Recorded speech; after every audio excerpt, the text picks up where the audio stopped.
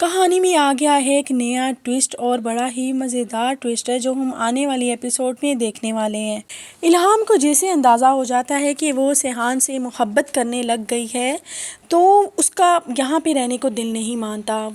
وہ سوچتی ہے کہ مجھے اب سیحان کو چھوڑ کے ہمیشہ کے لیے یہاں سے چلے جانا چاہیے، کیونکہ جس ارادے سے وہ یہاں پر آئی تھی تو اسے اب تو پتہ چل چکا ہے کہ اس کی بہن کا قاتل سیحان نہیں بلکہ کوئی اور تھا، جبکہ دوسری طرف لالا کو جیسے ہی پتہ چلا ہے کہ اس کے بیٹے کا قاتل سیحان ہے، اس پر تو جیسے خون ہی سوار ہو چکا ہے۔ وہ سیحان کے بابا کو کال کر کے کہتا ہے کہ جس طرح میرے بیٹے کو قبر میں اتارا گیا، اب یاد رکھنا میں تیرے بیٹے کو بھی قبر میں اتاروں گا۔ سیحان کے بابا اسے لالا کو بڑی کوشش کر کے مناتا اور اسے کہتا ہے کہ جتنا بھی کرو یہ بات کو یہیں پہ رفع دفع کر دو لالا، تم جو چاہتے ہو میں تمہیں دے دوں گا، اگر تمہیں زمین بھی چاہیے تو میں تمہیں زمین بھی دلوا دوں گا۔ لیکن لالا اس کی کسی بھی بات میں نہیں مانتا، جبکہ دوسری طرف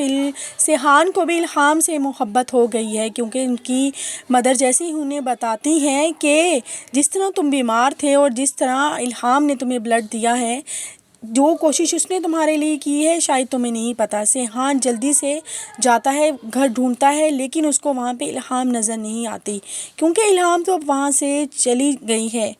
ہمیشہ نہ واپس آنے کے لیے۔ ابھی وہ ایئرپورٹ کی طرف نکل رہی ہوتی ہے تو سیحان کا ایک دوست اسے کال پہ بتا دیتا ہے کہ الہام کی گاڑی کو ایئرپورٹ کی طرف جاتے ہوئے دیکھا گیا ہے۔